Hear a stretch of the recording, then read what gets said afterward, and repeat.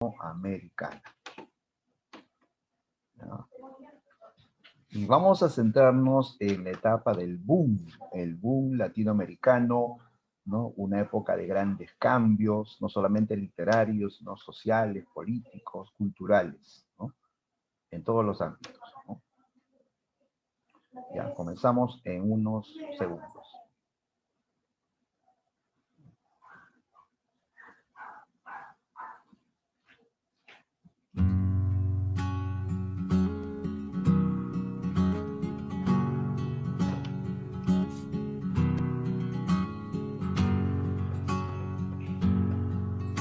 Compañeros poetas, tomando en cuenta los últimos sucesos, en la poesía quisiera preguntar, me urge, ¿qué tipo de adjetivos se deben usar para hacer el poema de un barco sin que se haga sentimental? Fuera de la vanguardia o evidente panfleto, si debo usar palabras como flota cubana de pesca y playa Girón.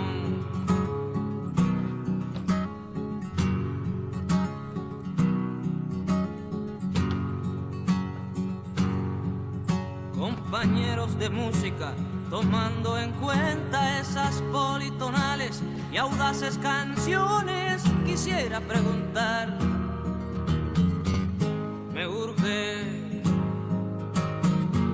¿qué tipo de armonía se debe usar para hacer la canción de este barco con hombres de poca niñez? Hombres y solamente hombres sobre cubierta, hombres negros y rojos y azules, los hombres que pueblan el Playa Girón.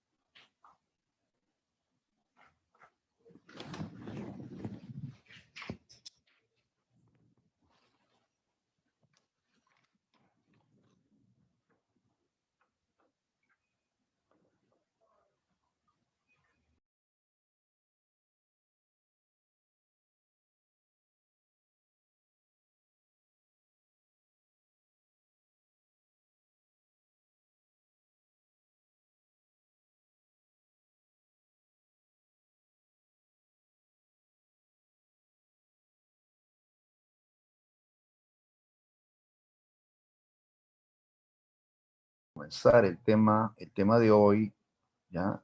Luego de esta entrada melódica del maestro Silvio Rodríguez, ¿no? Que justamente fue un cantante que se inspiró en esas épocas, pues, de la Revolución Cubana, justo que va a ser el panorama histórico, pues, del llamado boom de la novela hispanoamericana, ¿no? La música trova, ¿no? Así contestataria, de protesta, ¿no? Típica, pues, la melodía de esa época, ¿no? De los tiempos del boom latinoamericano, ¿no? Bien, vamos a, sobre todo, hacer una visión, chicos, de los aspectos que rodearon al boom, ¿no? Todo lo que fue su contexto histórico, sus antecedentes, sus características, lógicamente, y sus representantes, ¿no? Bien, entonces comenzamos. Ya, en primer lugar, este fenómeno del boom fue parte, pues, ¿no? Parte de un proceso literario bastante largo que se conoció como la nueva narrativa hispanoamericana, ¿sí? La nueva narrativa hispanoamericana, que fue el resultado del impacto de las corrientes de vanguardia en la narrativa hispanoamericana, ¿sí? O sea, llegan todas estas técnicas modernas, todas estas innovaciones, todos estos nuevos recursos literarios que se forjaron en Europa y en Estados Unidos y que ahora van a ser aplicados en la narrativa hispanoamericana. Entonces, nueva narrativa, en resumen, es pues narrativa de vanguardia, ¿no? En Hispanoamérica, ¿ya? Ahora, esto es un largo proceso que abarca varias etapas, ¿sí? Varias etapas. La última etapa va a ser el boom, ¿ya? Y obviamente lo anterior van a servir pues de antecedente, ¿no? De antecedente a lo que sería el boom de la novela latinoamericana. Entonces, una primera etapa de esta nueva narrativa sería justamente la etapa emergente, etapa de origen, de iniciación, ¿no? Que abarca los años 20 hasta los años 30, ¿no? En estos años aparece de manera incipiente las primeras narraciones experimentales, ¿ya? De manera incipiente, o sea, recién está asomando, se está prácticamente gateando, ¿no? Está dando sus primeros pasos, ¿no? La nueva narrativa hispanoamericana, ¿ya? Porque en esta etapa, digamos, la tendencia común en toda América Latina era hablar del mundo rural, la realidad del mundo campesino de América Latina. ¿Cómo se llama, chicos, a esa literatura que habla de la realidad rural o campestre de América Latina? A ver, ¿quién lo dice? Literatura sobre la realidad rural o campestre de América Latina.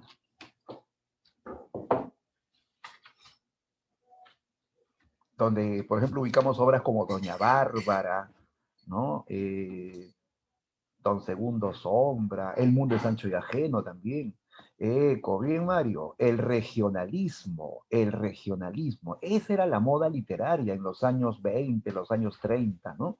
Y en el Perú ese regionalismo fue llamado indigenismo, ¿ya? El indigenismo es básicamente una rama del regionalismo, ¿ya? Enfocado al mundo andino, ¿ok? Entonces, en los años 20, los años 30, todos en América hablaban del mundo rural, el mundo campestre, hablaban del indígena, del gaucho, del llanero, del roto, del charro, ¿no? O sea, personajes rurales, ¿ok? Pero no todos, ¿ah? Van a haber algunos autores que se van a salir de esa temática regionalista y van a comenzar a experimentar en la novela, ¿ya? Y justamente a eso me refiero con que aparece de manera incipiente las primeras narraciones experimentales, como es el caso de Museo de la Novela de Macedonio Fernández o la obra Adán Buenos Aires de Leopoldo Martí, La Casa de Cartón de Martín Adán, que es una novela muy experimental, una novela de vanguardia, ¿no? Pero que prácticamente pasó desapercibida, porque todos en el Perú en esa época hablaban del mundo andino, ¿no? Del mundo andino, el indigenismo, ¿no? También podemos citar una obra de Vallejo, que se llama Escalas Melografiadas. Escalas Melografiadas es una novela de Vallejo, donde ya se nota también la experimentación formal. Ya, pero esto, pues, chicos, son, pues, casos aislados, ¿no? Son algunos textos que aparecieron así de manera casi desapercibida en estos años en que la moda, repito, era el regionalismo, ¿ya? El regionalismo. Ya, pero repito, en esta etapa, estas obras experimentales van a, van a hacer ya, pues, un primer paso, digamos, ¿no? Para la nueva narrativa hispanoamericana, ¿ya? Aclaremos que junto con estas novelas experimentales de tipo vanguardista, aparecen también novelas modernistas, esas novelas pues, que tienen el lenguaje lujoso, bien adornado, ¿no? ¿No? Que busca la belleza de la forma, ¿no? Por ejemplo, aquí en el Perú se escribe la novela Duque, Duque, ¿ya? Novela del escritor José Díez Canseco, ¿ya? Duque, que es una novela que habla del mundo aristocrático, ese mundo lujoso, ese mundo lleno de, de escenas pues superficiales, y se centra mucho en este mundo pues el liberal, pues, ¿no? De la drogadicción, ¿no? Del mundo del dinero, ¿no? En la ciudad de Lima, ¿no? Entonces, esa novela corresponde a la etapa o al estilo modernista, novela modernista, ¿no? ¿Ya? Entonces, todo esto es algo que se sale de lo común. Lo común, repito, es el regionalismo, ¿no? Bien, luego de esta etapa emergente, viene la etapa de la consolidación, ¿ya? La consolidación que abarca los años 40 hasta los años 50, ¿ya? Los años 40 y los años 50. En esta etapa sí se desplaza al regionalismo. Ahora sí aparecen con fuerza novelas de, de gran originalidad, novelas ya de vanguardia, pues, ¿no? Cuentos y novelas, ¿no? Que van a desplazar al regionalismo, ¿ya? Se deja atrás la temática rural, campestre, para dar paso a otros temas y a otros estilos literarios, ¿ya? Entonces, en estos años de los 40 y los 50 ya se consolida la vanguardia, se consolida la nueva narrativa hispanoamericana. Y aparecen autores muy creativos, como es el caso de el argentino Jorge Luis Borges. Jorge Luis Borges, ¿no? ¿En qué tipo de obra destacó Borges? ¿Ah? ¿Qué escribió Borges? ¿Ah? Poesía, cuento, novela, ensayo. ¿En qué destacó Borges? A ver, ¿quién nos ayuda ahí? ¿En qué destacó Borges? ¿Novelas? No, él no hace novelas. No le gustan los relatos extensos. Él hacía, él hacía cuentos. Claro, así es Ángelo. Bien, correcto, Will. Él hace cuentos, donde él supera al modernismo, ya no cae en ese excesivo lujo de las palabras, él es más conciso, él busca la brevedad, ¿no? Usa frases cortas, ¿no? Pero con un fuerte carga de significado, ¿ya? Supera el modernismo, ¿ya? Y sobre todo va ahora a ir a lo fantástico. Borges es un autor que trabaja el cuento fantástico, ¿ya? Un cuento donde ocurren cosas pues imposibles o cosas pues que se salen de la realidad, ¿ya? ¿Ya? Borges no es realista para nada, ¿no? Él todo lo sustenta en la creación, ¿no? En la fantasía propia. De ahí que su libro principal se llama Ficciones, ¿ya? Ficciones, ¿ya? Borges es un autor pues que llama la atención porque él, mira, de niño fue llevado a Europa. Él nació en Argentina, correcto, pero de niño se lo llevaron a Europa, ¿ya? Él pasa muchos años en Suiza, y justo, pues, él estaba ya en esa etapa de la adolescencia y estalla la Primera Guerra Mundial. Guerra, pues, que hace que él se vea, pues, prácticamente encerrado durante muchos años, ¿no? Ni siquiera pudo ir a la secundaria. Hizo la primaria y ahí se quedó, chicos, ¿no? Ahí se quedó. No hizo secundaria. Ya él aprendió por cuenta propia, era un autodidacta. Era un autor ya que leía pues de todo, leía literatura, filosofía, ciencia, teología, mitología, leía todo, ¿no? ¿Ya? Y llegó a verse en uno de los hombres más cultos de, de la literatura argentina, ¿ya? Miren, a pesar que no, pues, concluyó estudios, nunca fue a la universidad, ¿ya? O sea que todos los que estamos aquí en la sala tenemos más instrucción que Borges, ¿ya? pero probablemente ninguno de los que estamos aquí en la sala tenga la cultura que tuvo Borges. Porque Borges fue un hombre muy, muy instruido, muy leído por cuenta propia. Tanto así que ya por su gran cultura, las universidades lo llamaban y de frente le daban el grado de doctor. De frente, el grado de doctor, doctor honoris causa, ¿no? ¿Ya? Fue doctor honoris causa por varias universidades, ¿no? Bien, Borges estuvo en Europa, chicos, en Europa. Esta experiencia de salir de América le permite tener pues una mirada también más amplia, ¿no? Más cosmopolita, ¿no? O sea, ya no va a ser pues como el regionalista que te habla de su tierra, que el problema del campesino, que el gamonal abusivo, ¿no? Que las leyes injustas, ¿no? Entonces ya él abarca otra mirada, ¿no? El hecho de estar en Europa, el hecho de haber leído bastante, de haber leído a Kafka sobre todo, ¿no? Sí, mira, este Borges dominaba varios idiomas. Él hablaba francés, inglés, italiano, alemán. Y como dominaba el alemán, él leyó La Metamorfosis en la versión original, en alemán. ¿Ya? Lo leyó y lo tradujo, ¿eh? Lo tradujo del alemán al castellano. ¿Ya? Entonces, todas estas lecturas que él tiene en Europa, toda su mirada pues universal hace pues que él rompa con el regionalismo, rompa con el modernismo también y instaura pues esta literatura esencialmente fantástica, pero además filosófica, esos cuentos pues que él escribe en base a lo que ha leído. ¿Ya? Borges escribe en base a lo que ha leído y Borges ha leído, pues, ¿no? Entonces, para entender a Borges, uno tiene que haber compartido sus lecturas, ¿no? Por eso es que Borges prácticamente era apreciado por los escritores nada más, era escritor para escritores, porque los escritores habían leído lo que él había leído y podían entender, le podían pues identificarse con sus ideas, ¿no? Pero el lector común pues sufre, ¿no? Sufre con Borges, ¿no? Leer a Borges es como hacer atletismo cerebral, chicos, ¿ya?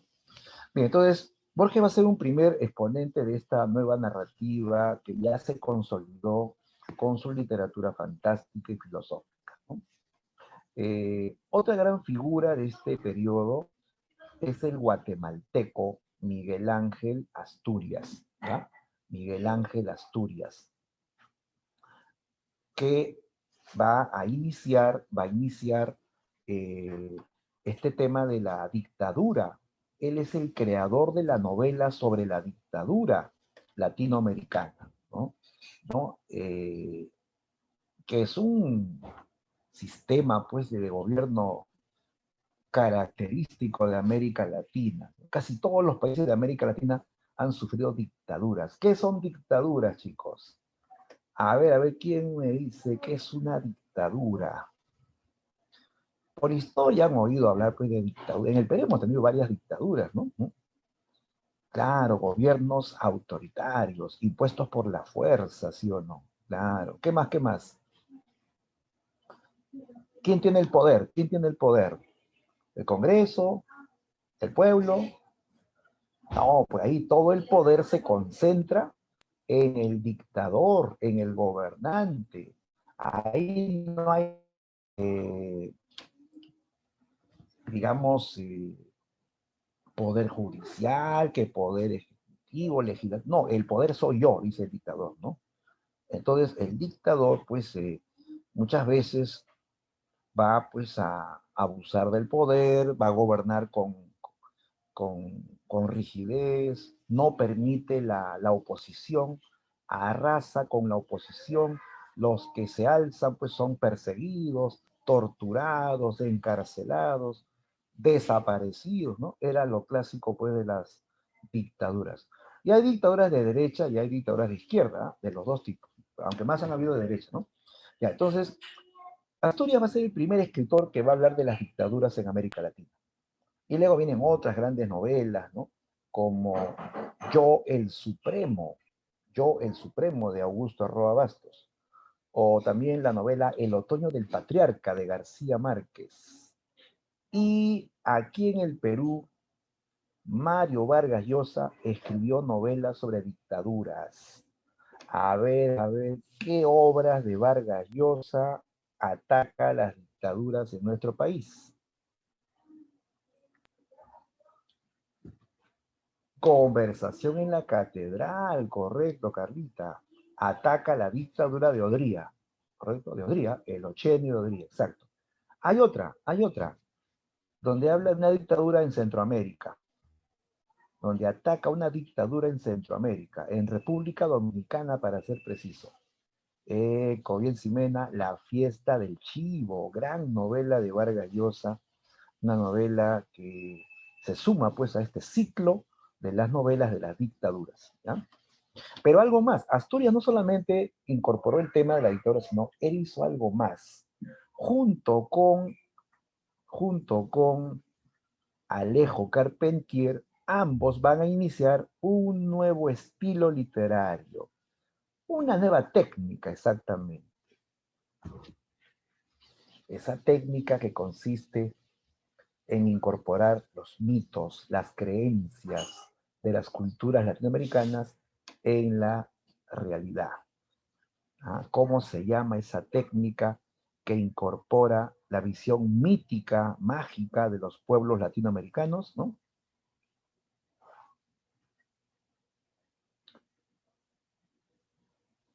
A eso le llamamos lo real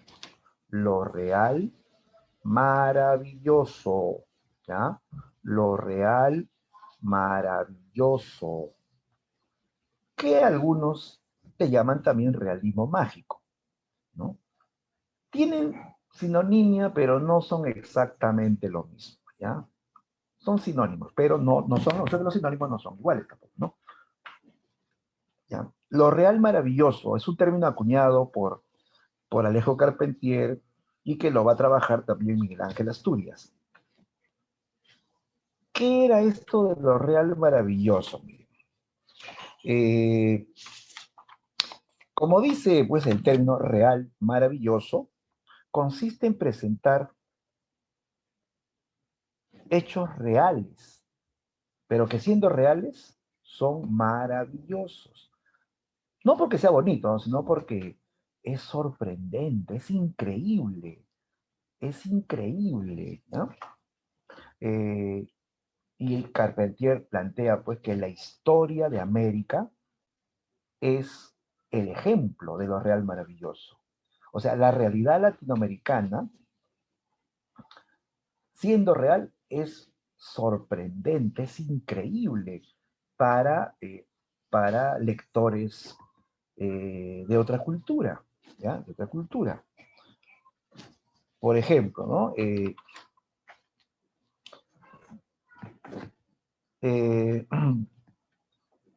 cuando los europeos vienen a América,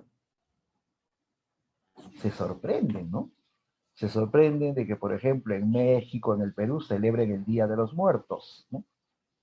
Que hagan toda una fiesta, que... ¿Ha visto la película Coco, sí o no? Ahí se ve un ejemplo claro, ¿no? Toda esa fiesta en honor a los muertos, llevan la foto, la música, la comida incluso, ¿no? ¿No? Con la idea de que ese día vienen sus muertos a acompañarlo, a reunirse con sus seres queridos, ¿no? Y los europeos ven y se sorprenden. Y si van a Europa y dicen, ah, allá en México celebran el Día de los Muertos, llevan la foto, se reúnen con las almas, ¿no? Para los mexicanos eso es normal, nadie se asusta, nadie se sorprende, pero los europeos se sorprenden. O se sorprenden también de que en América han habido gobernantes que han sido corruptos, que han asaltado al país, que han mandado matar a gente y han vuelto a gobernar, ¿no? ¿Para ti eso es asombroso? No, para ti eso es real, ¿no? Pero los europeos se quedan sorprendidos, que lo han reelegido de verdad, ¿no? ¿Es cierto? ¿No me estás bromeando? ¿Lo han reelegido? Esa realidad sorprende. Eso es real maravilloso. La realidad latinoamericana que sorprende, ¿no? Que sorprende. Y van a ver, pero obviamente aquí también hechos que tienen que ver ya con las creencias, ¿no? Las creencias. Por ejemplo, eso de que curan el susto con una pasada de huevo, ¿no? Por ahí dirán, no, profe, el cuy es más efectivo, ¿no? ¿No? Muchos lo han visto, ¿no? Sobre todo los que vienen de zonas rurales, de provincias, ¿no? Saben de eso, ¿sí? Claro, ¿no? O esa costumbre de ponerse el guairuro, ¿no? El guairuro, ¿no? A los bebitos, ¿no? Son creencias, pues, ¿no? De repente, por aquí en la sala, ¿no? Un alumno, pues, va a terminar sus estudios, ¿no? Hace su doctorado, se va a Alemania, ¿no? ¿No? Pero como él de repente tuvo padres que venían de provincias, cuando nace su hijito, de repente le va a poner el guairuro, ¿no? Oye, ¿tú crees en eso? Y él dice, no, no creo. Entonces, ¿para qué le pones? Por si acaso, dice, ¿no? O sea, las creencias, pues no siempre están las creencias. Sin ir muy lejos, incluso mucha gente en la ciudad también, ¿no? Ves una escalera que está ahí en la pista o en la vereda, pasas por debajo. No, por si acaso, voy por costaditos, ¿no? Es la creencia de que le va a caer la mala suerte. O sea, en América Latina el hombre tiene esa mentalidad mítica, pues, ¿no? Donde hay creencias, ¿no? Y eso es más sobre todo en las zonas rurales, ¿no? Más que en la ciudad. En la ciudad no es tanto, pero en las zonas rurales es más fuerte esto de las creencias, ¿no? De todo esto corresponde a una realidad, chicos. Esas creencias, si bien es cierto, son creencias, son aceptadas como parte de la realidad por el poblador latinoamericano, ¿no? ¿Ya? Entonces, justamente estos dos escritores, Alejo Carpentier y Miguel Ángel Asturias, van a tomar como base las creencias.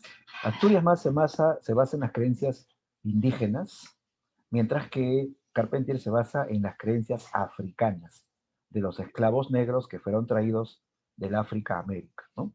¿Ya? Es que él es centroamericano, él vive en Cuba, pues, ¿no? Y él recorre Haití, República Dominicana, donde la población es mayormente negra, pues. En cambio, Asturias es de Guatemala, donde la población autóctona es indígena, ¿no? Pero ambos tienen sus creencias. Y en base a esas creencias, ¿no? Ellos van a hablar de una realidad maravillosa, una realidad sorprendente, ¿ya? Entonces, no se olviden que tanto Alejo Carpentier como Asturias fueron los creadores de lo real maravilloso, ¿ya? Lo real maravilloso. Otra figura de esta etapa de consolidación fue el mexicano Juan Rulfo. Juan Rulfo, ¿no? Que publica esta gran novela titulada Pedro Páramo. Pedro Páramo, la novela sobre el mundo fantasmal, un pueblo fantasmal, ¿no? La historia de ese pueblo llamado Comala. Comala. ¿Ya? Aquí el protagonista es Juan Preciado, un joven que va en búsqueda de su padre, ¿no? Antes de que muera su madre, ella le hizo prometer que buscaría a su padre, ¿no? Dice que su padre fue un hombre poderoso, un hombre rico, pero que nunca se ocupó de ella ni de su hijo, ¿no? Los echó de su vida, ¿no? Y ahora ella dice, búscalo y reclámale todo lo que nunca nos dio, ¿no? Le hizo prometer que encontraría a su padre, ¿no?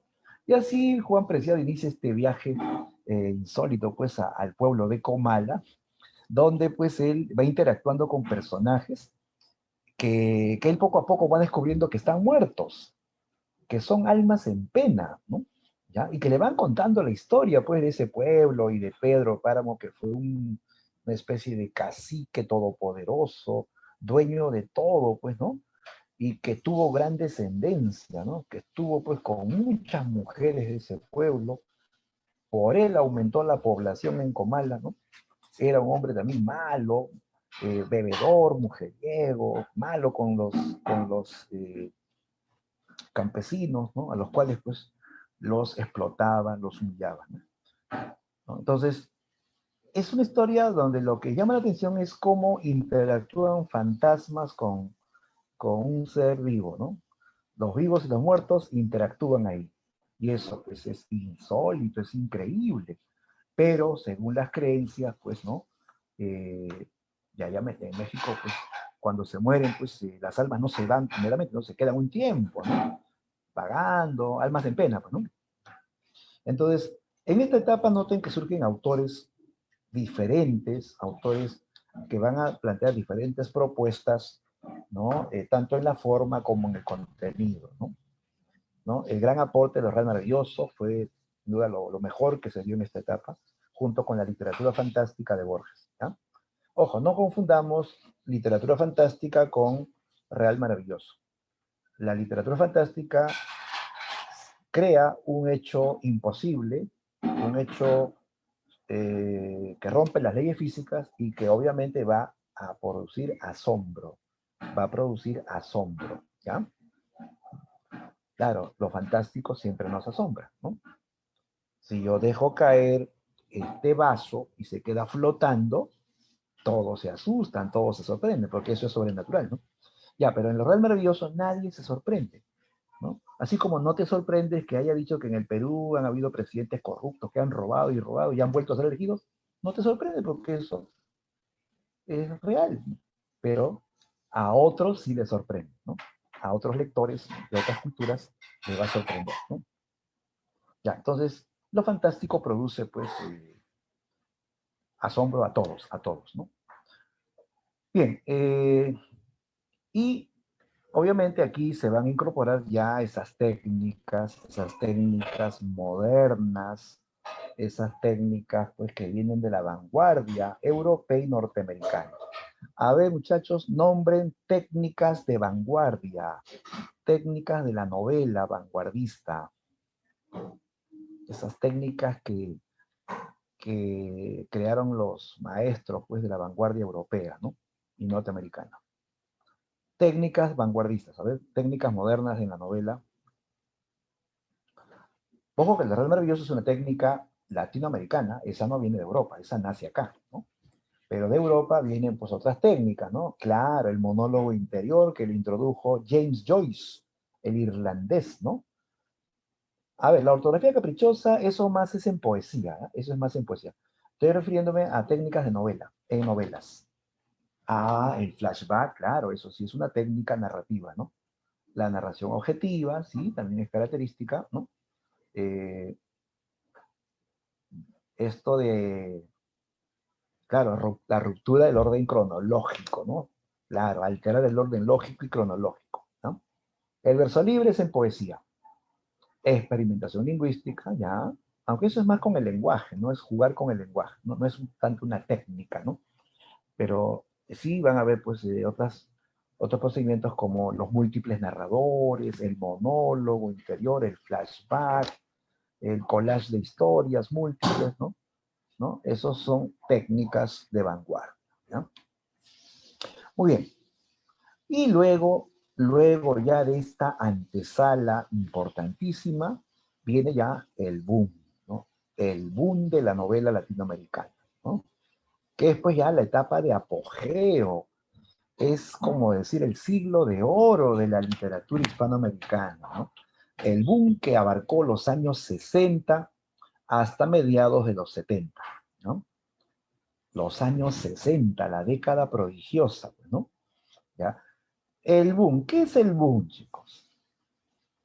Mira, el boom se puede definir simplemente como un fenómeno de auge editorial y comercial, ¿ya? Auge editorial y comercial. Justamente este boom, esta explosión, nos hace pensar en una etapa de auge, de éxito, ¿no? Tanto editorial como comercial. O sea, se producen obras de alta calidad y que van a tener éxito de ventas a nivel mundial. Se mundializa la literatura hispanoamericana, ¿ya? ¿Ya? Estas obras de los latinoamericanos van a ser pues masificadas, van a ser muy también promocionadas, muy marketeadas desde España hacia el resto del mundo, ¿ya? Se van a leer a los autores latinos en Estados Unidos, en Europa, lógicamente en América Latina, ¿no? Entonces, eso es el boom, el auge editorial y comercial de la novela hispanoamericana, ¿no? Ahora, podemos decir que todos los países tuvieron su representante del boom, pero se señalan o se destacan a 4. los 4 fantásticos del boom latinoamericano. Un peruano, un colombiano, un argentino y un mexicano, ¿sí? Los 4 del boom. ¿Quiénes son los 4 del boom? Ahí están. El argentino Julio Cortázar, autor del libro Rayuela. El peruano Mario Vargas Llosa, que fue el primero, fue el iniciador del boom, ¿no? O sea, el primer autor que tuvo este éxito internacional, ¿no? Con su novela La ciudad y los perros. El genial Gabriel García Márquez, ¿no? Que escribe una novela considerada, pues, la Biblia latinoamericana, ¿no? La novela 100 años de soledad, ¿no? ¿Sí? 100 años de soledad. Y el mexicano, el cuate, Carlos Fuentes, autor de la novela La muerte de Artemio Cruz, otra gran novela, ¿no? Donde se fusiona pues la historia de la Revolución Mexicana con la realidad actual de México, con las técnicas modernas, con los monólogos, con los flashbacks, una novela muy, muy interesante, ¿no? Entonces, todas estas novelas fueron pues de alta calidad literaria, de mucha técnica también, y que fueron pues muy, muy consumidas a nivel mundial. Van a ser traducidas a diferentes idiomas y leídas a nivel mundial, ¿ya? Pero ojo, no son ellos los únicos del boom. Todos los países tuvieron su exponente del boom, ¿ya? Los bolivianos, los venezolanos, los paraguayos, los uruguayos, los brasileños, ¿no? Van a tener sus exponentes del boom. Pero los más famosos fueron estos 4, ¿no? Ellos fueron el núcleo del boom, el núcleo. Y alrededor hay una nube de otros autores que también van a tener ese éxito, ¿no? Pero estos 4 tuvieron pues un éxito insuperable, ¿no? Con decirte que Mario Vargas Llosa en un año nomás se vendió más de 1 millón de libros. Y se agotó la edición y tuvieron que sacar otra edición más, ¿no? Y así, bueno, ese es el boom, el éxito comercial de la novela latinoamericana. Bien, ahora, este fenómeno del boom va a tener pues todo un contexto y va a tener características propias. Veamos. El contexto cultural del boom latinoamericano. O sea, ¿a qué se debe todo este éxito editorial y comercial? Van a haber ciertos factores. ¿Ya? Número 1, en esta época surge una nueva masa de lectores, nuevos lectores. ¿Ya? ¿Por qué surge una masa lectora en esta época? Lo que pasa es que en este periodo se modernizan las ciudades, las urbes, y mucha gente del campo va a migrar a la ciudad. Y tú sabes que el campo siempre ha estado en el olvido, allá pues no hay ni colegios, no había hospitales, no había progreso, ¿no? Y todo eso había en la ciudad. Entonces la gente del campo viene a la ciudad y va a tener acceso a la educación, ¿no? Ya no se va a quedar con aprender a leer y escribir nada más, o con primaria, va a la secundaria, va a la universidad, ¿no? Entonces, esa persona que va a la universidad, ¿no? Tiene más capacidad de interpretación, de análisis, ¿no? Va a poder apreciar más, digamos, el texto escrito, ¿no? Claro, tú también, ¿no? Tú que estás en la academia, por todo lo que ya sabes, historia, literatura, matemáticas, ciencias, tienes la capacidad de poder entender un libro, una obra. A diferencia de una persona que está en primaria, que solo tiene primaria, o que solamente sabe leer y escribir, va a sufrir para leer un libro, ¿no? Aunque uno dice, no, profe, a mí no me gusta leer mucho, pero sí tienes la capacidad, sí lo puedes hacer. Si te lo propones, tú puedes leer muchos libros, ¿no? Porque tienes las herramientas, ya tienes la formación, ¿no? Y más, pues, una persona que tiene educación superior, ¿no? Entonces surge una masa más educada que va a tener más capacidad de lectura. Entonces, y como los libros eran interesantes, entonces surge una nueva masa lectora, ¿no? Eso es importante, porque ¿de qué vale que hayan buenas obras, buenos autores, si nadie las va a leer? ¿Sí o no? Tiene que haber un público que consuma esos libros. En esta época surge una nueva masa lectora, producto de las migraciones a la ciudad y el acceso a la educación, ¿ya? También se da impulso a la industria editorial, ¿no? Surgen grandes editoriales, tanto en América Latina como en España. En América tenemos editoriales como Editorial Losada, Oveja Negra, allá en España Alfaguara, ¿no? Six Barral, en fin, ¿no? Grandes editoriales, pero editoriales así grandes, poderosas, pues, ¿no? Que marketean libros a nivel mundial, ¿no? ¿Ya? Entonces todo eso también se da y eso hace pues que surjan nuevos lectores, ¿no? Bien, ¿qué más? En segundo lugar, en esta época proliferan revistas literarias, ¿ya? Que van a llegar a mayor público. Sí, porque la gente prefería comprar una revista que un libro, ¿no es cierto? Claro, en esta época circulan revistas literarias que ya van informando de las novedades literarias, que van informando de cuáles son eh, los libros interesantes de la época, ya que van a informar, incluso van allá a adelantar capítulos de esas obras, de modo que esto llega a más gente, ¿sí? Las revistas van a permitir que estos textos puedan llegar a mayor público, ¿no? Eso también favorece el boom, favorece el boom.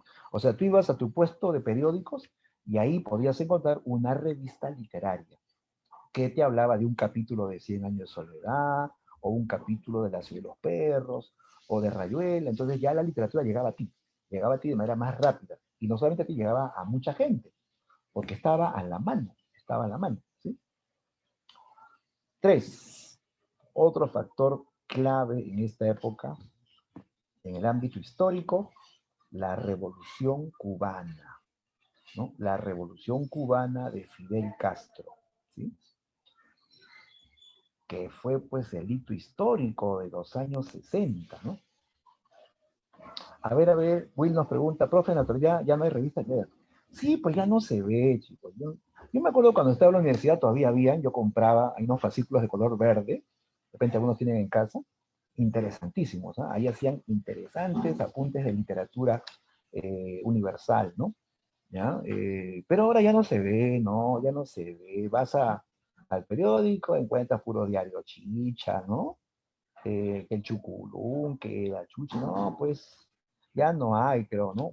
Pero en algunos lugares sí hay, ¿ya? En algunos lugares sí hay. Si buscas allá por el centro de Lima, en esos huecos literarios donde hay ferias de libros, ahí encuentras, ¿no? En la biblioteca sí, en la Biblioteca Nacional sí hay, ahí sí hay, ¿no? En la hemeroteca, pues, donde están las revistas, ¿no? Ya, entonces te decía que el factor histórico más importante en esta época de los 60 fue la Revolución Cubana de Fidel Castro, ¿no? Que causó, pues, o llamó la atención del mundo entero. Todo el mundo estaba atento a América por la Revolución Cubana, ¿no? De Fidel Castro, que se alzó, pues, contra el imperialismo norteamericano, ¿no? Que triunfó, ¿no? Triunfó como en la canción pues que escuchamos al comienzo de Playa Girón, ¿no? Que fue una de las grandes victorias de los cubanos contra los norteamericanos, ¿no? ¿Ya? Entonces, esto hace que muchos intelectuales se adhieran a la Revolución Cubana. Justamente los autores del boom, en un principio, ellos respaldaron la Revolución Cubana. Viajaron, ¿no? Saludaron a Fidel Castro por el triunfo de la revolución, ¿no? Era pues como, muchos lo interpretaron como un grito de libertad, ¿no? Frente a la dominación norteamericana que controlaba pues a todos los países, ¿no? ¿No? Que tenía sometidos a todos los países de América Latina.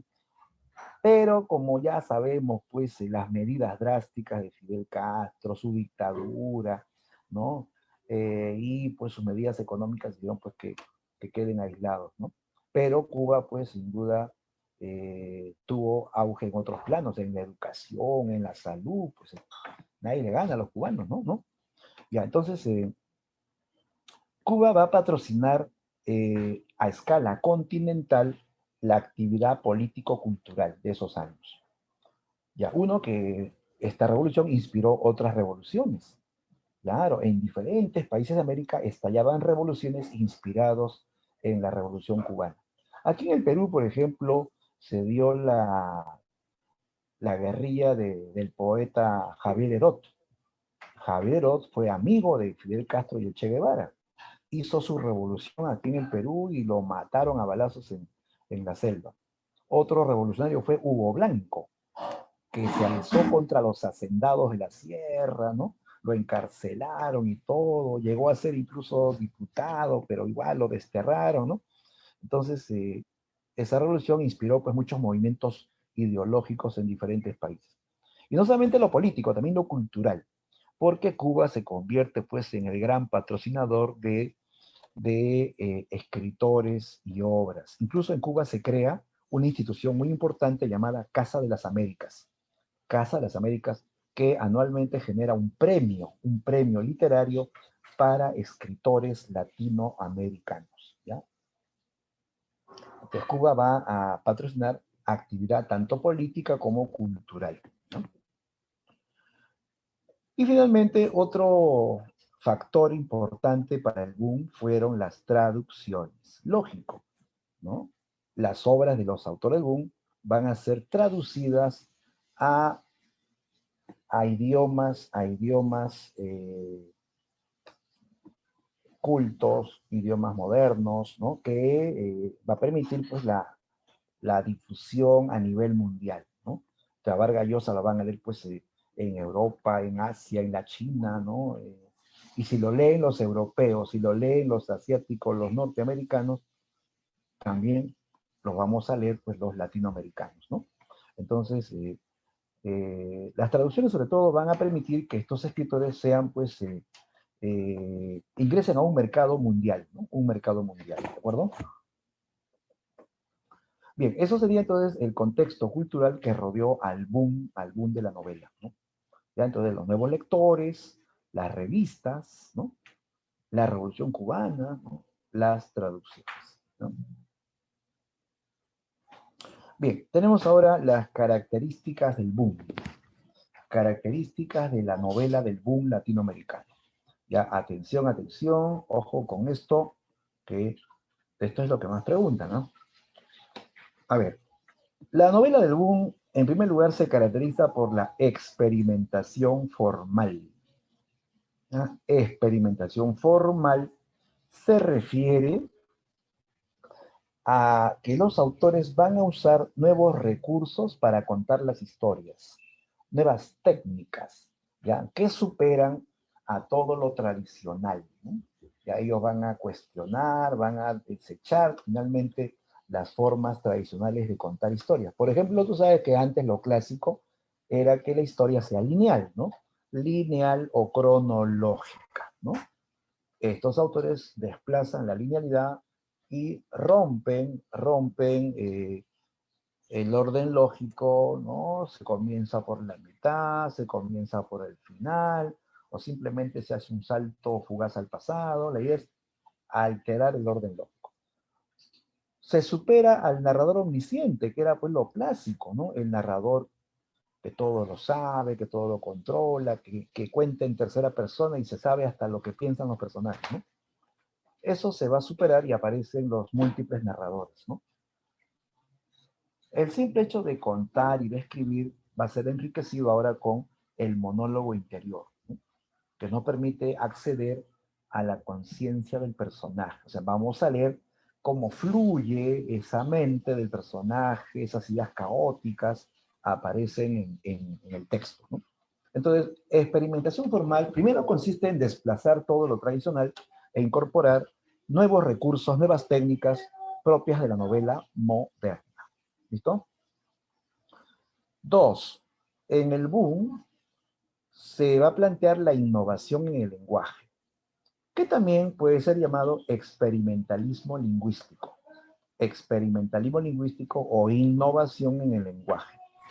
De tal modo que los autores del boom van a explorar y van a también a explotar al máximo las capacidades expresivas del idioma, ¿sí? O sea, la idea es pues que el lector se quede asombrado con estos nuevos recursos verbales, ¿ya? El autor crea nuevos recursos verbales. Por ejemplo, en este libro titulado Rayuela, de Julio Cortázar, en el capítulo 68, hay un fragmento sumamente interesante que a uno lo deja boquiabierto porque dice, ¿qué es esto? ¿Qué palabras raras son estas? ¿No? El autor habla del encuentro de una pareja, Horacio Oliveira y Lucía Lamaga, que van a tener un encuentro, ¿no? El autor lo narra de esta manera, ¿no? Dice, apenas él le amalaba el noema, a ella se le agolpaba el clémiso, y caían en hidromurias, en salvajes ambonios, en sústalos exasperantes. Cada vez que él procuraba relamar las cincopelusas, se enredaba en un gramado quejumbroso y tenía que embulsionarse de cara al nóvalo, sintiendo cómo poco a poco las arnillas se espejunaban, se iban apeltronando, reduprimiendo, hasta quedar tendidos como el trimalciato de ergomanina, al que se le han dejado caer unas fílulas de carioconcia. Y sin embargo era apenas el principio, porque en un momento dado ella se tordulaba los urgalios, consintiendo en que él le aproximara suavemente sus orfelunios. Orfelunios, amalaba, noema, ambonio, sústalo. Oye, ¿qué idioma es ese, chicos? ¿No? ¿Es castellano? ¿Es otro idioma? Simplemente esas palabras no pertenecen a ningún idioma. A ningún idioma. Eso lo inventó Julio Cortázar. Son palabras creadas por él, ¿no? No las vas a encontrar en ningún diccionario, ¿ya? ¿No? Pero, o sea, no es que todo el libro esté escrito así, es solamente ese capítulo, el capítulo 68, ¿no? ¿Ya? La entrada de ese capítulo. Entonces, claro, si tú lees pues lo anterior y le das el contexto, lo que se está viendo ahí pues es un encuentro erótico en una pareja, ¿no? ¿No? Pero dicho con palabras raras, palabras nuevas. Eso es un ejemplo de experimentalismo lingüístico, ¿ya? El autor está innovando el lenguaje, quiere sorprender al lector, ya no con ese lenguaje estándar que todos conocemos, sino con palabras nuevas, con expresiones nuevas, ¿no? ¿Ya? Incluso en la poesía también se va a ver eso. Vallejo va a inventar en palabras raras, palabras nuevas, ¿no? Vallejo dice enjirafaban, ¿no? Empavado, ¿no? Nadamente, ¿no? Voces que tampoco pues figuran en los diccionarios, ¿no? Bien, entonces, experimentación formal se refiere a usar las técnicas modernas. En cambio, innovación en lenguaje o experimentación de lenguajes es incorporar estas voces nuevas, estas palabras raras que van a sorprender al lector, ¿no? Otra característica del boom es el tratamiento de problemas sociales. El tratamiento de problemas sociales.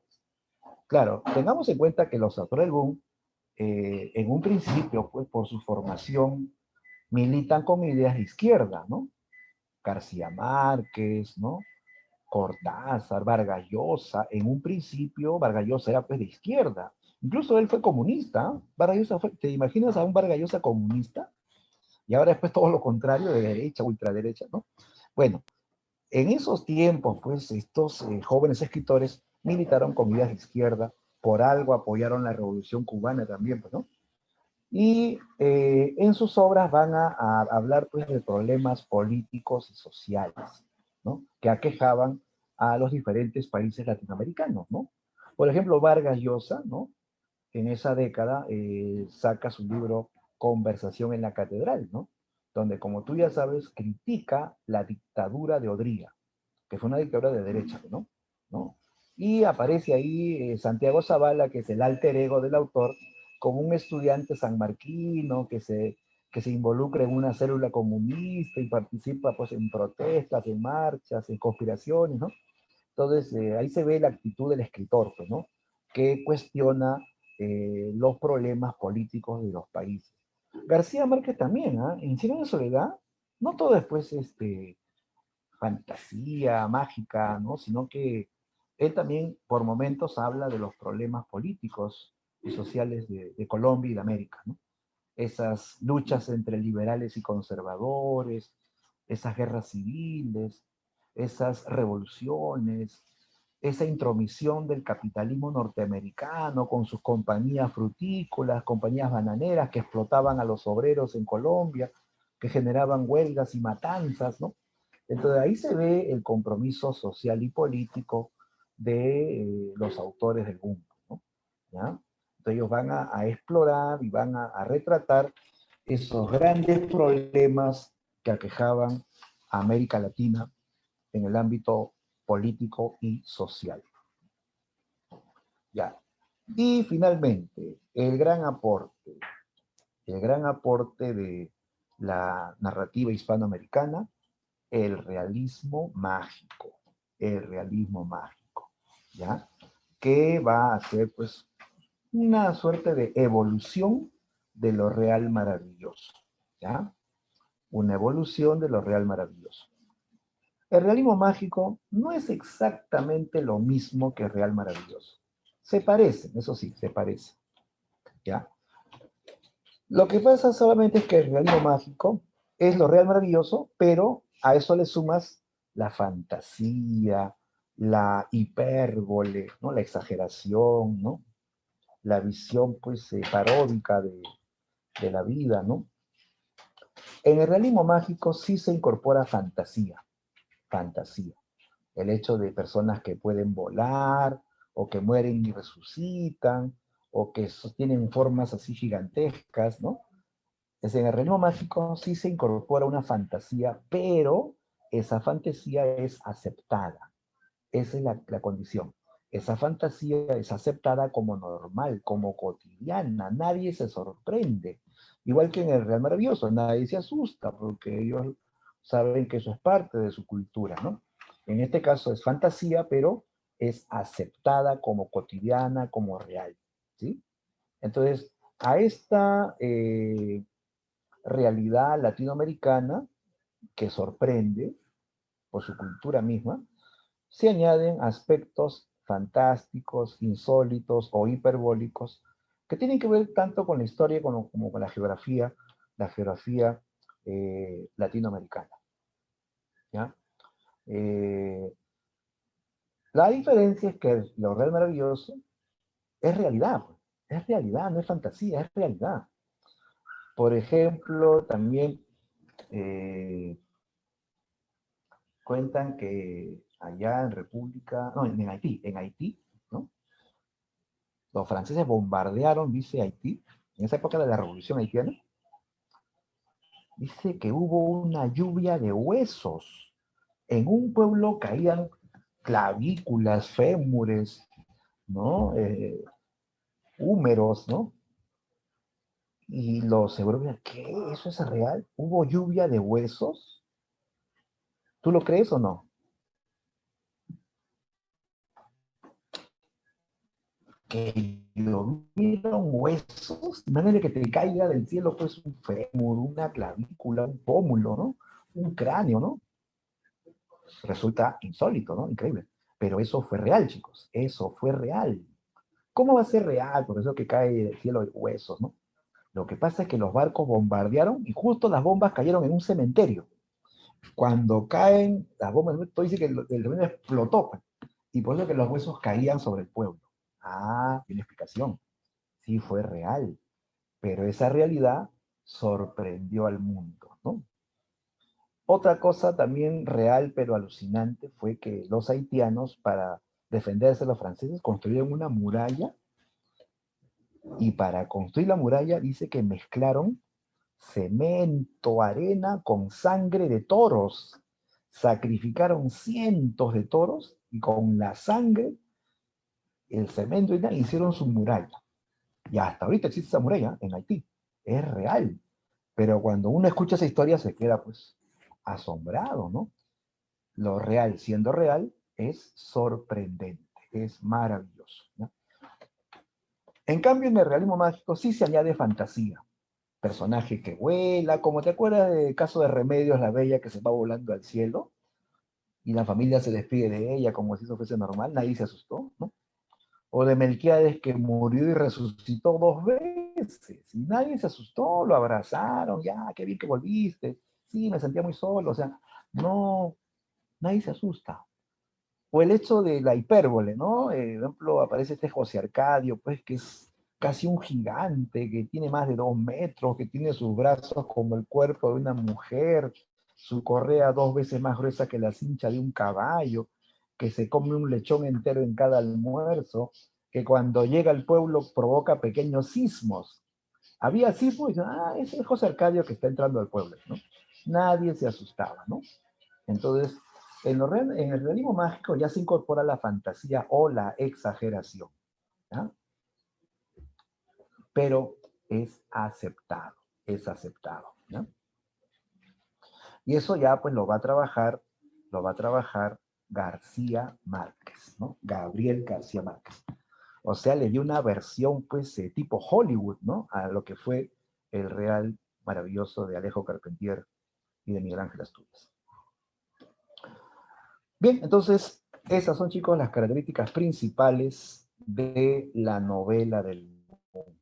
Ojo, todo esto se aplica a la novela, no es cualquier género, no es poesía, no es teatro, es novela. El boom abarcó solo el desarrollo de la novela, fue el auge de la novela, ¿ya? ¿Ya? Obviamente aprovechando recursos de la vanguardia europea y norteamericana y recursos propios de América Latina. Obviamente el talento, ¿no? El talento de los escritores latinoamericanos, ¿no? Muy bien, visto esto, ahora sí, vamos a revisar, chicos, la práctica. Ya comenzamos con la práctica.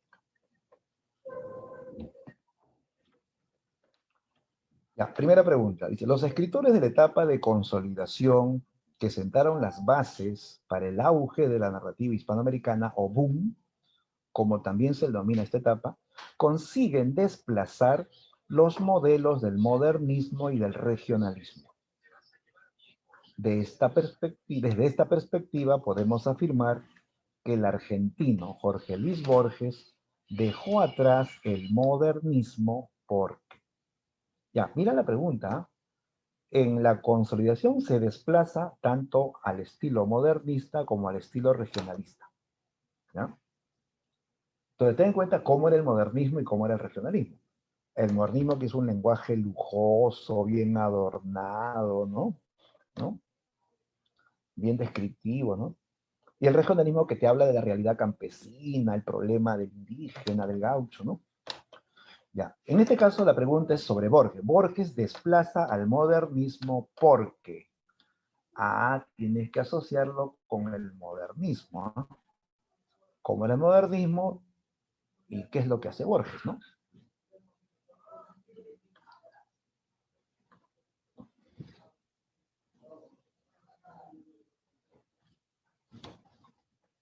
Ya, a ver, ¿qué dicen, chicos?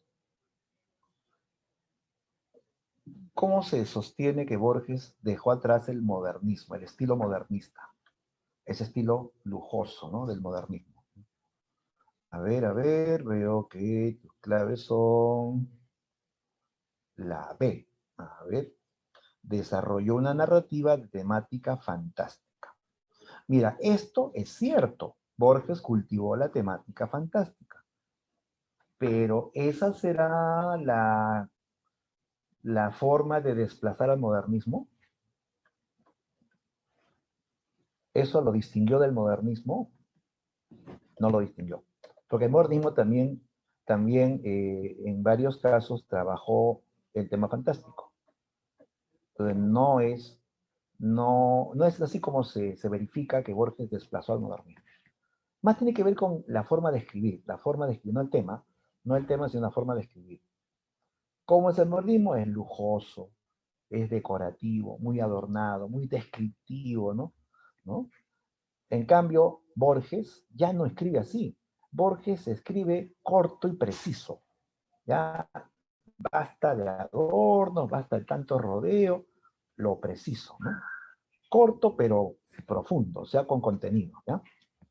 Entonces, bajo esa mirada, lo que hace Borges es crear una prosa sin tanto adorno y más bien de gran concisión. Concisión es que es breve, breve, corto y preciso, ¿no? ¿Ya? Entonces, la pregunta va en ese sentido, ¿ah?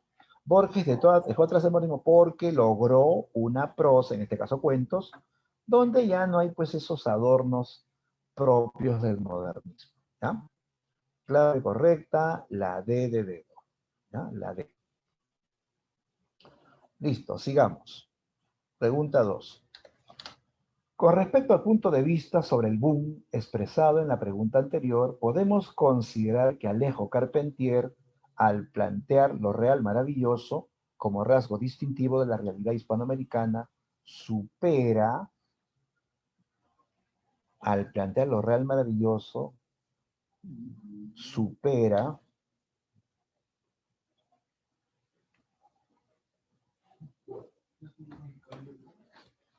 ¿ya? Así es, supera es que ya pues está desplazando lo anterior, ¿no? Ya chicos, ¿cómo era lo anterior al a esta nueva narrativa hispanoamericana, ¿no? Porque la idea es romper lo anterior o desplazar lo anterior, ¿no?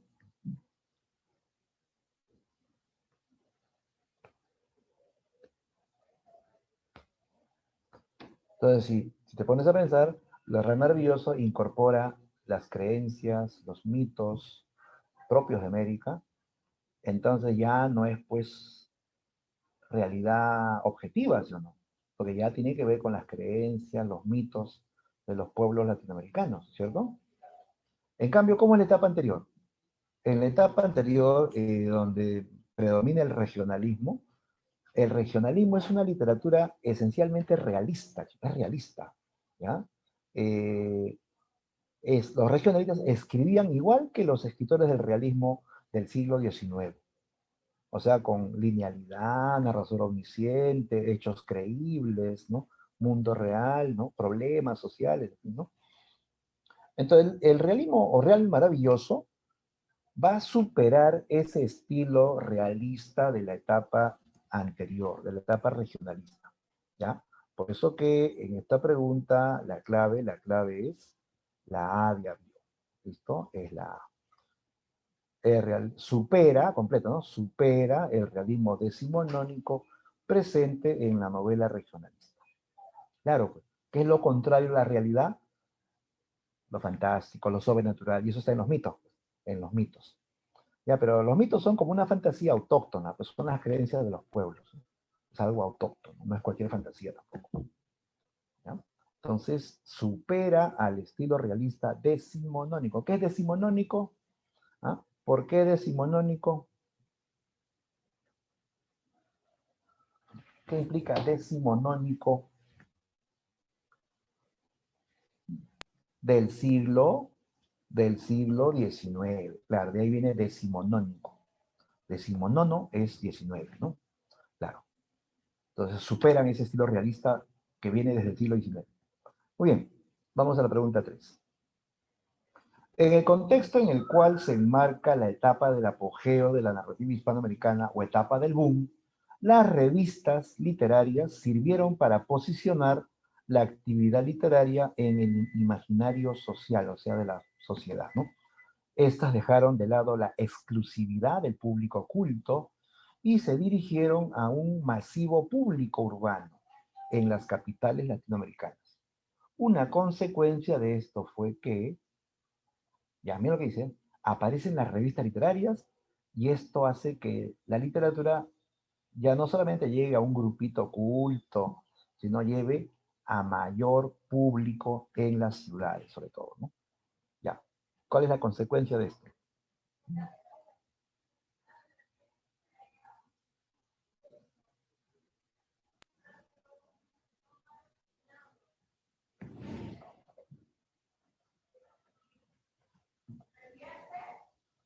Una consecuencia de esto, claro, si a ti te llega una revista sobre, por ejemplo, Carlos Fuentes, ¿no? Que antes ni lo conocías, pero te llega la revista, Carlos Fuentes, es un gran escritor, mira lo que escribe, cómo escribe, ¿no? Ese escritor se va a hacer famoso, ¿sí?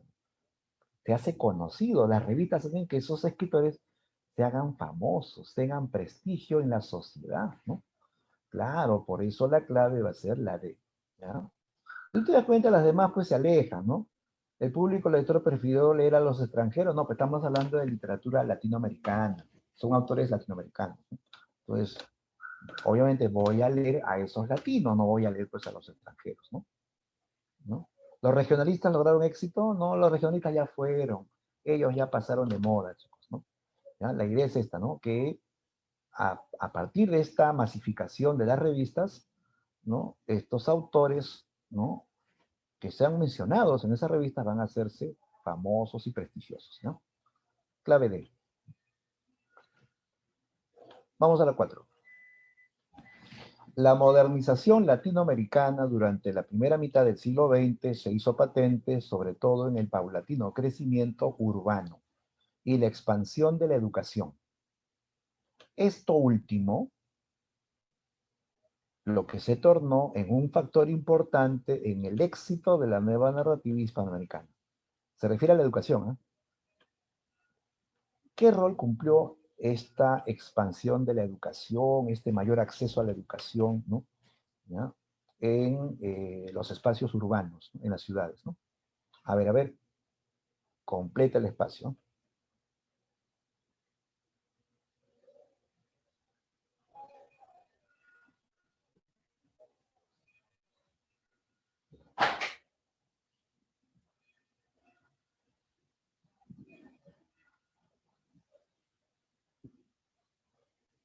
Está hablando de la educación, ¿no?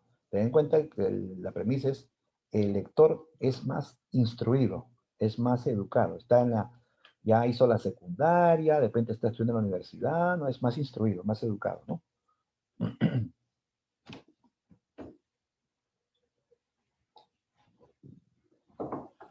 A ver, te leo, ¿cuál es tu clave?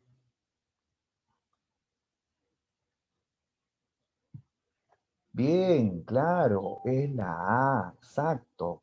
Claro, como hay más acceso a la educación, esa gente de la ciudad que tiene más educación tiene más capacidad de interpretación de textos, porque estos libros son difíciles, ¿ah? Estos libros del boom no son fáciles de leer, como tiene mucha técnica, monólogo, flashback, eso lo va a entender bien una persona que esté mejor eh, preparada, pues, ¿no? De hecho, ¿no? Porque esas obras tienen complejidad, pues, ¿no? Entonces, este lector, teniendo más educación, más instrucción, está mejor preparado para poder entender esos libros, pues, así complejos, ¿no? Porque leer la novela regionalista es fácil, ¿ah? Leer El mundo de Sánchez Ajeno, Doña Bárbara es fácil porque todo está en orden, hay un solo narrador, ¿no? Te cuenta la historia, lo entiendes. En cambio, leer, pues, Cien años de soledad, leer La ciudad de los perros, Conversación en la catedral, Rayuela, pues, requiere que el público esté, el lector esté más entrenado, ¿no? Más preparado, ¿no? Y como está mejor educado, lo va a lograr, ¿ya? La respuesta es la A. 5. Respecto al boom latinoamericano, marque la alternativa que completa correctamente el siguiente enunciado. Las traducciones permiten que las obras latinoamericanas, ¿no? Permiten que las obras latinoamericanas, que lógicamente están originalmente en castellano, pero ¿qué va a permitir las traducciones? Esa es la pregunta, ¿no?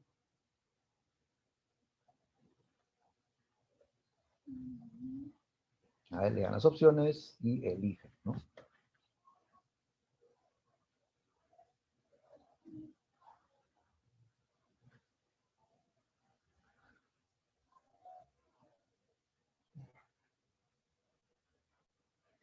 ¿Ya? Aplica tu criterio lógico, lógica salvaje.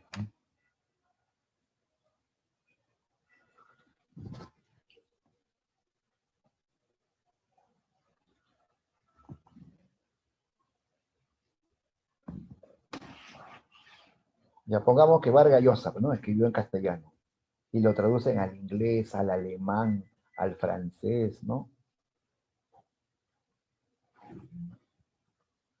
eso va a ser leído en las urbes americanas. No, pues si está en francés, inglés, alemán, ¿qué lo van a leer en América? Pues, ¿no?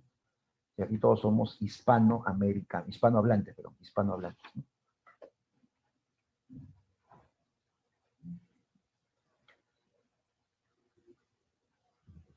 La C dice, alcance en mayor relevancia en el ámbito hispano. Oye, pero ¿para qué lo van a traducir si, luego, si vamos a leerlo los que hablamos español? No tendría sentido que lo traduzcan, ¿no? No, no. ¿Qué va a permitir que la obra del latino sea traducido a otros idiomas?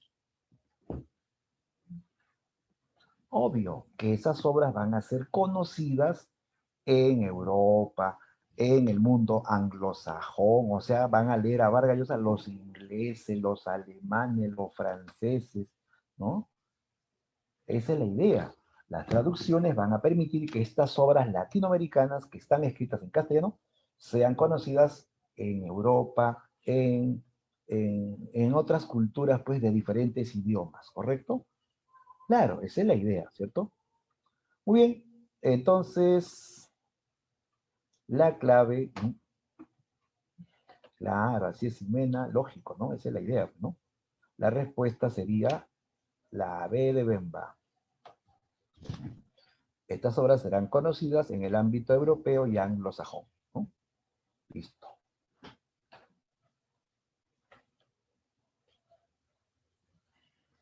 Pregunta 6.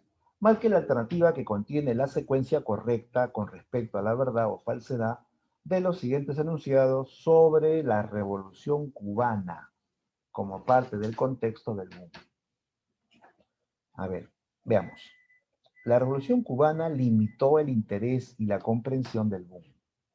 ¿Lo limitó o lo favoreció? No, pues lo favoreció, ¿sí o no? No lo limitó. La revolución fue importante para el boom. Gracias a la Revolución Cubana, los actores del boom tuvieron más, como se puede decir, más atención, ¿no? Claro, como ellos apoyaron la revolución, todo el mundo pues estaba interesado también en su literatura, ¿no? En sus temas, ¿no? Entonces, la revolución fue un factor importante para la difusión de los autores del mundo, ¿no? ¿Ya? Esto es falso. Cuba promueve la actividad cultural solo en los países socialistas. Cuba promueve actividad cultural solo en países socialistas. Bueno, pues si sacas tu cuenta, pues en América de esos tiempos, sobre todo de esos tiempos, ¿ah? Los países de América no eran socialistas, pues chicos, eran países gobernados por dictaduras de derecha, ¿no? O gobiernos de derecha. Por eso que había pues estas revoluciones contra esos gobiernos de derecha, ¿no? ¿No? Bueno, el único caso ya en los años, ya mucho después, pues, ¿no? En los años 70, si no me equivoco, fue Salvador Allende, ¿no? Que fue el primer presidente socialista de toda América Latina, ¿no? Pero único caso, los demás países no eran socialistas. Cuba sí, pues Cuba sí, ¿no? Pero Cuba promovió actividad política y cultural en todos los países de América, ¿no? Alcanzó, patrocinó esta difusión cultural y política en toda América Latina, ¿no? No es solamente en países socialistas, ¿no? 3. Se entrega el premio Casa de las Américas en diversas categorías. Claro, esta es una de las instituciones más importantes creadas durante la Revolución Cubana.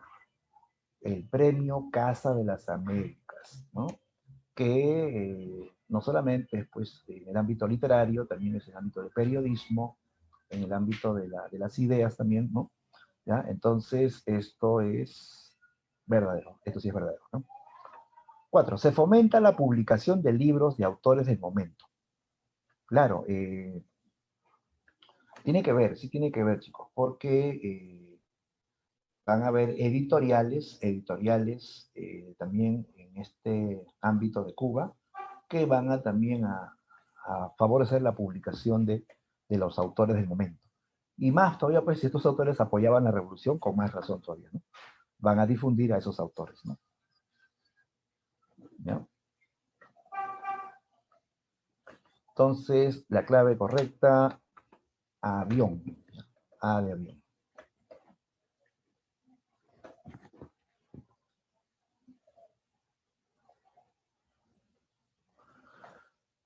Vamos a la 7. Marque la alternativa que completa de manera correcta el siguiente enunciado. En las novelas del boom hispanoamericano, la experimentación formal a la que recurren los autores permite al lector, en algunas ocasiones, la experimentación formal permite al lector, ya tú ya sabes que experimentación formal es este uso de técnicas modernas, las técnicas modernas de la novela, ¿ya? Ya. Esto, dice, va a permitir al lector, a ver,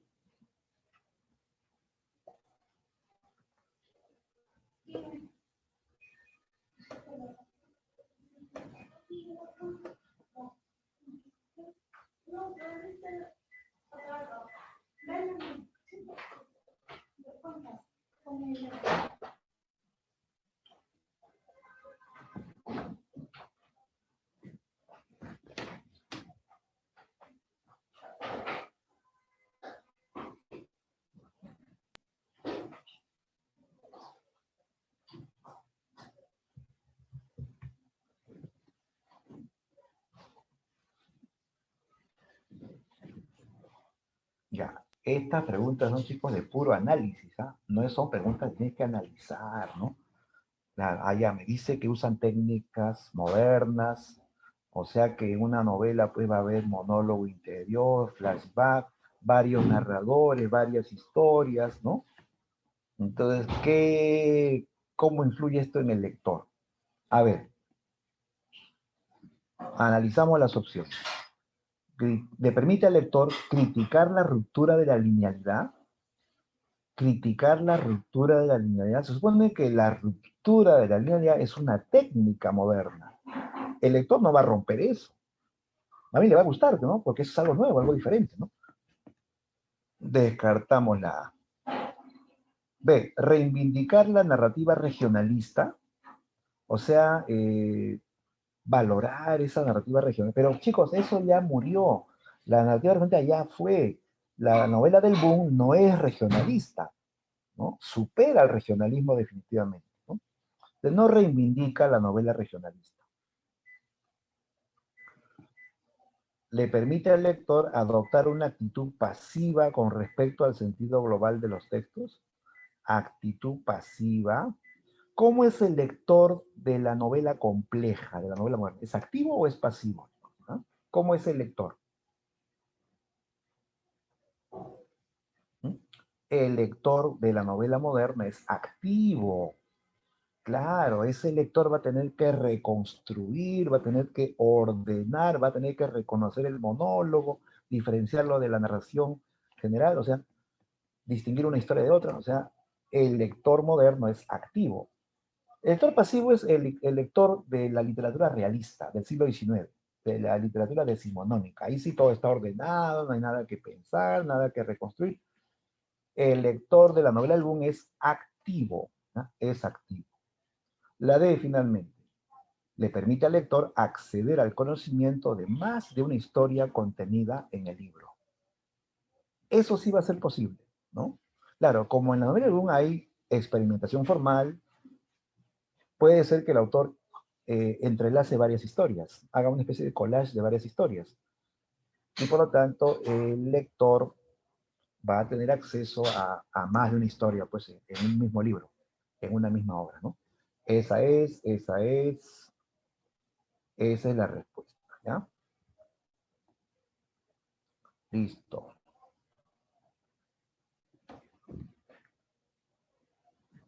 La D, dijiste la D.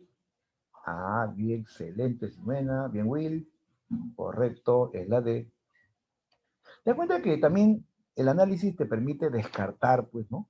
Descartar lo que definitivamente no cuadra con este tema del mundo, ¿no? Siguiente, 8. En la novela Conversación en la Catedral de Mario Vargas Llosa, el narrador emplea recursos como los diálogos simultáneos o collage acronológico, o sea, en tiempos distintos, ¿no? Que consiste en entrecruzar al menos dos planos a través del diálogo de los personajes. Este recurso forma parte de la ¿Ya? ¿A qué característica se refiere? ¿Ah? Usar diálogos simultáneos, collage de historias en diferentes tiempos, entrecruzarlas, ¿no?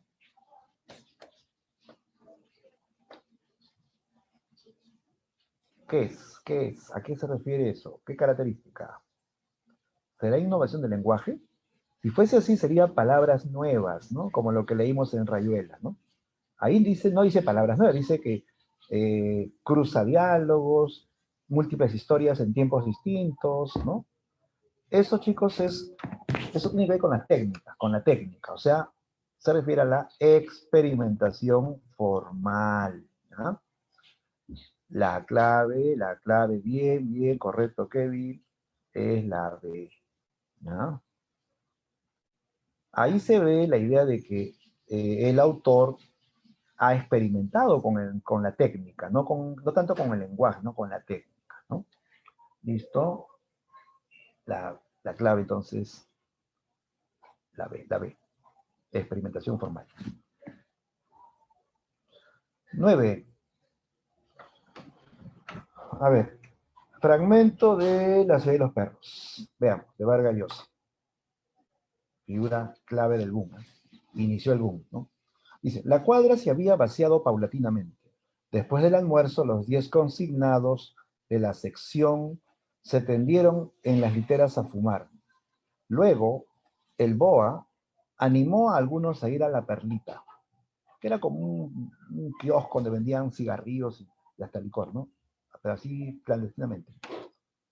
Después, Bayano, el negro Bayano, y otros se fueron a una timba organizada por los consignados de la segunda. Alberto y el esclavo se pusieron de pie, cerraron sus roperos y salieron. El patio del baño, ¿no? La pista de desfile y el descampado estaban desiertos. Caminaron hacia la Perlita, las manos en los bolsillos, sin hablar. Era una tarde sin viento y sin sol, serena. De pronto oyeron una risa. A unos metros entre la hierba, descubrieron a un cadete con la cristina hundida hasta los ojos. ¿Cuál es el rasgo distintivo de la narrativa de Mario Vargas Llosa presente en este fragmento? Característica de la narrativa de Vargas Llosa presente en este fragmento.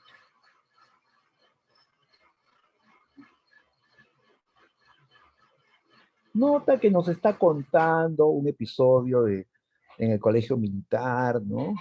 Que estos chicos, pues, después de almorzar, se van a la Perlita a buscar cigarros y tragos, ¿no?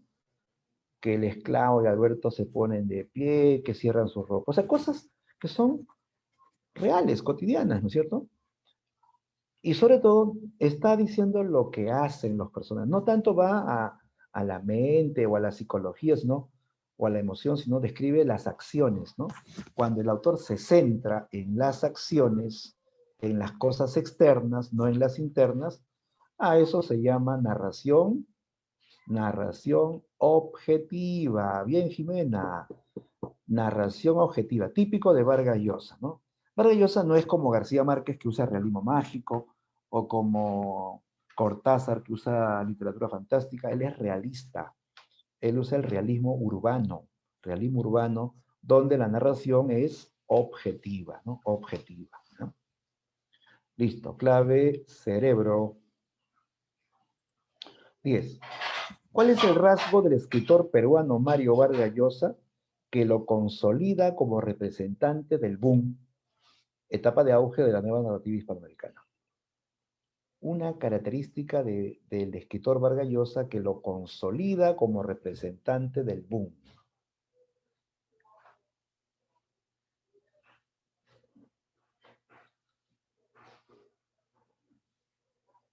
Ojo, la idea es asociarlo con el boom, ¿no? Porque de todas sus características, no todas tienen que ver con el boom, ¿no? Pero hay una que sí, pues, lo conecta con el boom, ¿no? Y ten en cuenta que el boom es ya el apogeo de la nueva narrativa, ¿no? La nueva narrativa hispanoamericana, ¿no?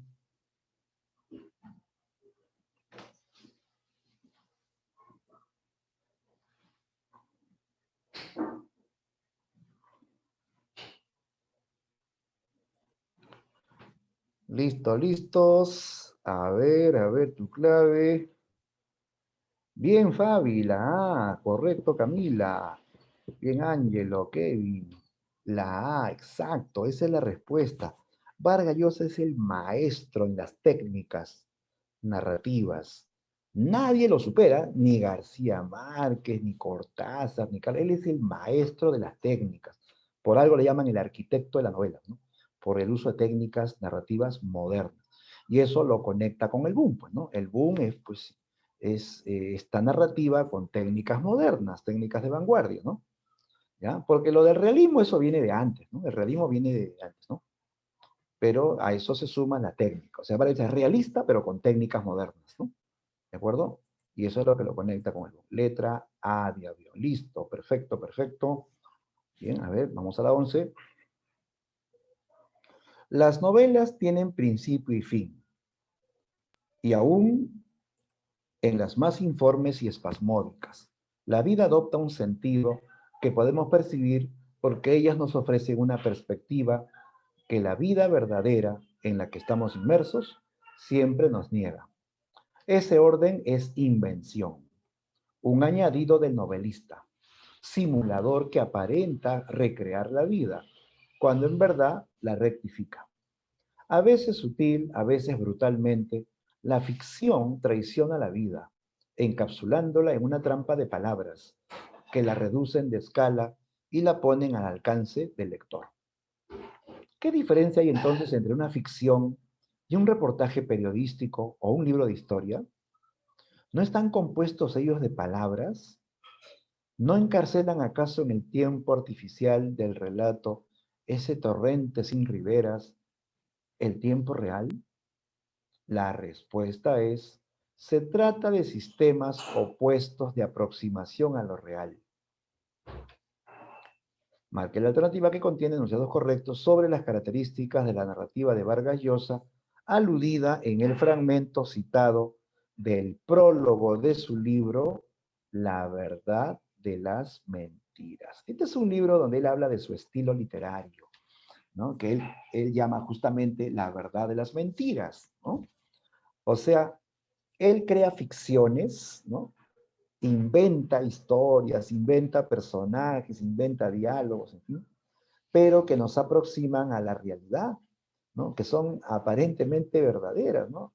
Pero resulta que son ficciones, son cosas inventadas por él, pero se parecen a la vida real, ¿cierto? Entonces, ¿en qué se diferencia esto de una crónica periodística, de un libro de historia? Todos usan palabras, ¿no?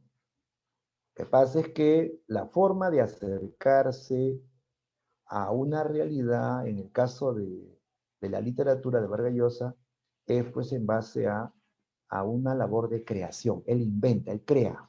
No es que él calca la realidad, no es que escribe lo que vio, escribe realmente lo que está pasando, no, él crea. Y eso que crea es parecido a la realidad, ¿no? Pero no es verdad, no es verdad. Es ficción, ¿no?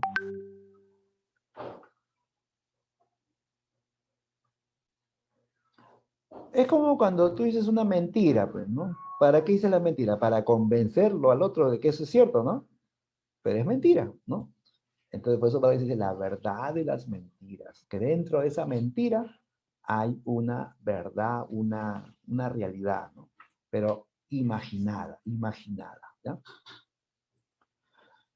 Uno, incentiva el empleo de diversos registros, periodístico e histórico. A ver, la pregunta era, enunciados correctos sobre las características de la narrativa de Mario Vargas Llosa, aludida en el fragmento.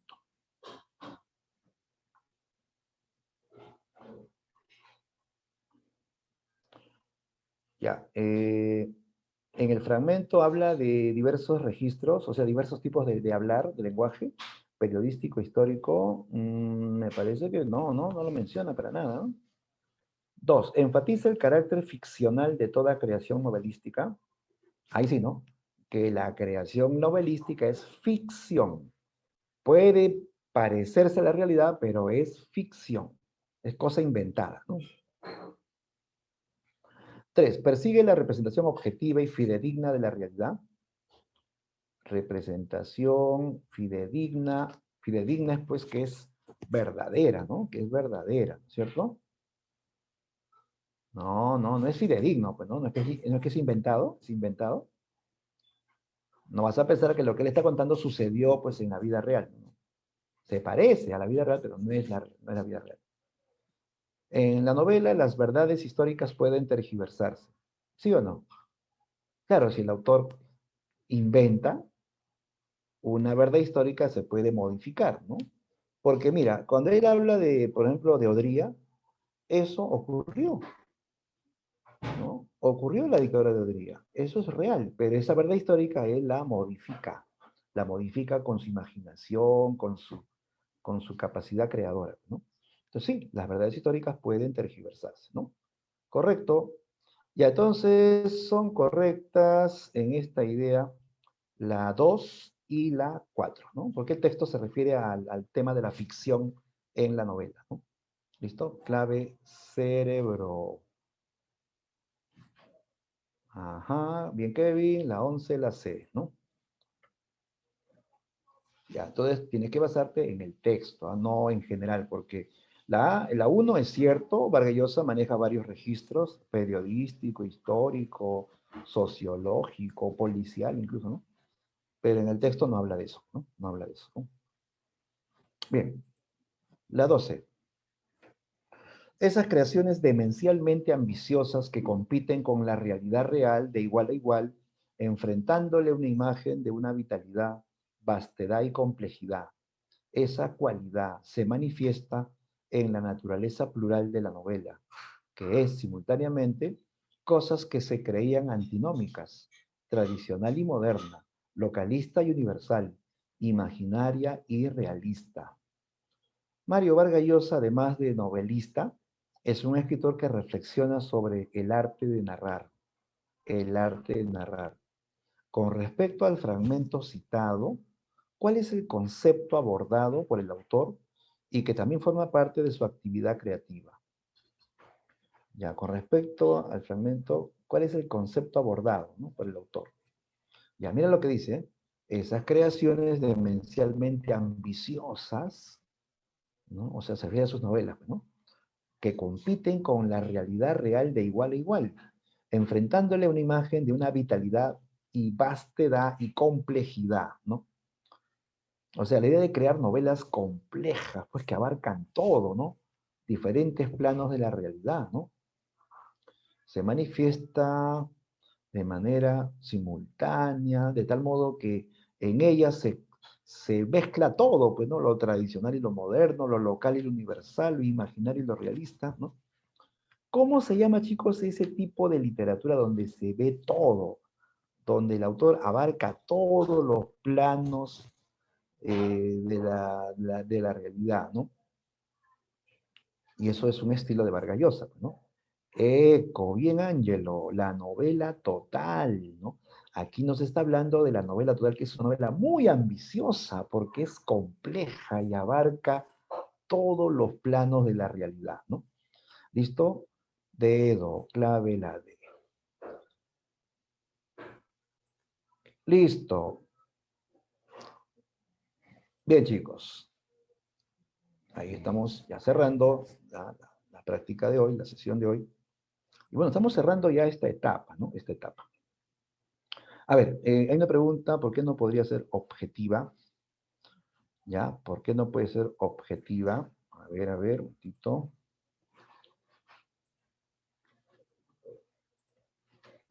Narración objetiva. Ya, porque narración objetiva, ¿qué es? Es describir solamente las acciones del personaje, sin detenernos en su mente, en sus sentimientos, en lo interior. No, nada de lo interior, solamente lo externo, lo que hace, ¿no? Pero aquí lo que está diciendo que es que esas creaciones son ambiciosas, compiten con la realidad misma, porque abarcan todo, pues, ¿no? Combina lo local con lo universal, lo tradicional, lo moderno, lo imaginario y lo realista. Nota que dice imaginario, ¿eh? Entonces si abarca lo imaginario, ya no podría ser objetivo, ¿sí, no? Claro, entonces, este es otro concepto, es otro concepto. No se refiere solamente a eso, que sí es de Vargas Llosa, ¿no? sino abarca a mucho más. Y a ese total se le llama justamente novela totalizadora. ¿Ya? Listo, bien amigos, estamos ya concluyendo esta fase, ¿no? Y como ya todos sabemos, la próxima semana sí, arrancamos el semestral, ¿no? Claro, sí, sí, yo voy a continuar, pues como todos los maestros que estamos en esta plana, ¿no? Continuamos, chicos, sí, sí, de hecho, de cajón, ¿no? ¿Ya? Entonces, nos vemos la próxima semana, nos vemos la próxima. Chao, chao, muchachos, cuídense, me despido de todos. Hasta la próxima. Hasta luego, mis Miriam, nos vemos. Hasta luego, profesor. Muchas gracias.